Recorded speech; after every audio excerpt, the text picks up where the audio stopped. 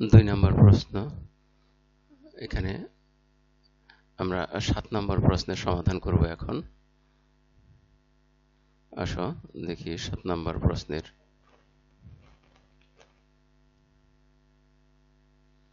মধ্যে যা রয়েছে 12, 7 এবং 4 এর 1। এখানে আমাদের এই ভগ্নাংশ দুইটির বিয়োগ করতে গেলে আমাদেরকে সমহর বিশিষ্ট ভগ্নাংশে পরিণত করতে হবে।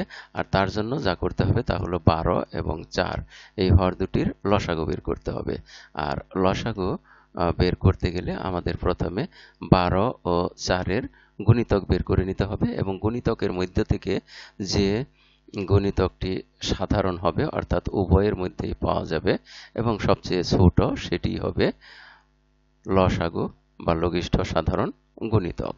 তাহলে আমরা এখানে আরেকটা জিনিস লক্ষণীয় যে এখানে 12 ও 4 এই দুটির মধ্যে 12 হলো বড় সংখ্যা, সুতরাং এই দুটির লসাগু অবশ্যই 12 অথবা এর চেয়ে বড় কোনো সংখ্যা হবে। তাহলে আসো দেখি, প্রথমে আমরা 12 গুণিতক বের করে নিই। 12 একে 12, 12 দুগুণে 24। আমরা তারপরে 4 এর গুণিতকগুলো বের করে দেখি যে 12, 24 এই দুটির মধ্যে কোনোটা মিলে কিনা। না মিললে পরে 12 এর গুণিতক আরো বের করে নেব। আমরা প্রথমে 4 দেখি। 4 একে 4, 4 দুগুণে 8, 4 তিনে 12।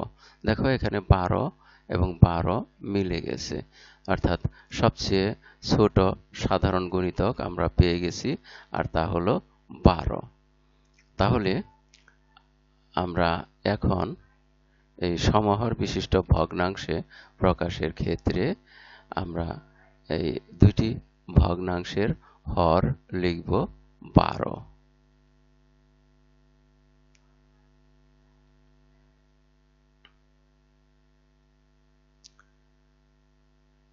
আমরা এখানেও লিখব 12 আর এখানেও লিখব 12। এবারে লক্ষ্য করো, প্রথম ভগ্নাংশে আছে 12 এর 7, তাহলে হর ছিল 12, এখানেও প্রথম ভগ্নাংশে হর 12ই লিখেছি। তাহলে 12 আছে 12 গুণিতকের মধ্যে প্রথম অবস্থানে, অর্থাৎ 12কে 1 দ্বারা গুণ করে 12 পাওয়া যায়। তাহলে 7কেও আমরা 1 দ্বারা গুণ করে এখানে লিখব 7। এখন এখানে লক্ষ্য করো যে সমহর বিশিষ্ট ভগ্নাংশে প্রকাশের ক্ষেত্রে আমরা যেটা করেছি সেটা হলো যে লসাগু বের করে নিয়েছি হরগুলোর, তারপর আমরা হর সেই লসাগুকেই হর ধরেছি, প্রত্যেকটা ভগ্নাংশের হরই ধরেছি সেই লসাগু। কিন্তু সেই হর আমরা কিভাবে পেয়েছি, তা হলো এই যে আগের প্রথম যে ভগ্নাংশ, এই ভগ্নাংশকে কত দ্বারা গুণ করে এটা পাওয়া গেছে এটা আমরা জেনে নিচ্ছি এখান থেকে যে 12 একে 12 1 দ্বারা গুণ করে। তাহলে অবশ্যই এই লবকেও 1 দ্বারাই গুণ করতে হবে। লবকে আমরা 1 দ্বারা গুণ করে পেলাম 7 একে 7।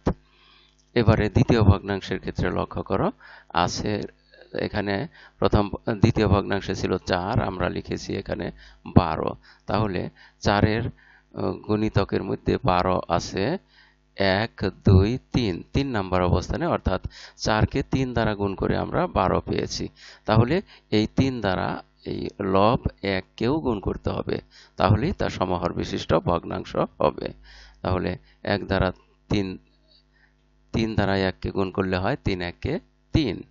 এবারে আমরা সমহর বিশিষ্ট দুটি ভগ্নাংশ পেয়ে গেছি। এবার খুব সহজেই বিয়োগ করে ফেলব। আর বিয়োগের জন্য যা করা হয় তা হলো ভগ্নাংশ দুটির যে হর রয়েছে সেই হর হবে বিয়োগফলের হর, অর্থাৎ এখানে যে বিয়োগফল পাবো তার হরও হবে এই একই, তা 12। এবারে বিয়োগফল বের করব। বিয়োগ করব লব থেকে। লব প্রথমে এই বাম পাশে আছে 7, 7 থেকে আমরা এই 3 বিয়োগ দেব। 7 থেকে 3 বিয়োগ দিলে বিয়োগফল হয় 4। এখন এখানে লক্ষ্য করো, যেটা সবচেয়ে বেশি লক্ষ্য করতে হবে যে তা এই ভগ্নাংশটিকে, এই যে বিয়োগফলে যা পাওয়া গেছে এই ভগ্নাংশটিকে লঘিষ্ঠ আকারে প্রকাশ করা যায় কিনা। লঘিষ্ঠ আকারে প্রকাশ করা গেলে লঘিষ্ঠ আকারে প্রকাশ করে নিতে হবে। এখানে লক্ষ্য করো, উপরে হর আছে, লব আছে 4 আর নিচে হর আছে 12। উভয়কেই যদি আমরা 4 দ্বারা ভাগ করি, 4 কে 4 দ্বারা এবং 12 কেও যদি 4 দ্বারা ভাগ করি, তাহলে উভয়ই ভাগ করা যায়। তাহলে আমরা ভাগ করে ফেলি। 4 কে 4 দ্বারা ভাগ করি, ভাগফল হয় 4 একে 4, 1। আর 12 কেও যদি 4 দ্বারা ভাগ করি, তাহলে ভাগফল পাওয়া যায় 3 4 এ 12, 3। তাহলে আমরা 4 এবং 12 কে কেটে 4 এর পরিবর্তে লিখলাম 1 আর 12 এর পরিবর্তে লিখলাম 3, কারণ হর এবং লব উভয়কে আমরা 4 দ্বারা ভাগ করেছি। ভাগ করে আমরা ভাগফল পেয়েছি, উপরে 1 নিচে 3। তাহলে ভগ্নাংশটি হলো 3 এর 1, অর্থাৎ নিচে 3 আর উপরে 1। তাহলে আমরা 7 নম্বর প্রশ্নের সমাধান পেয়ে গেলাম 3 এর 1।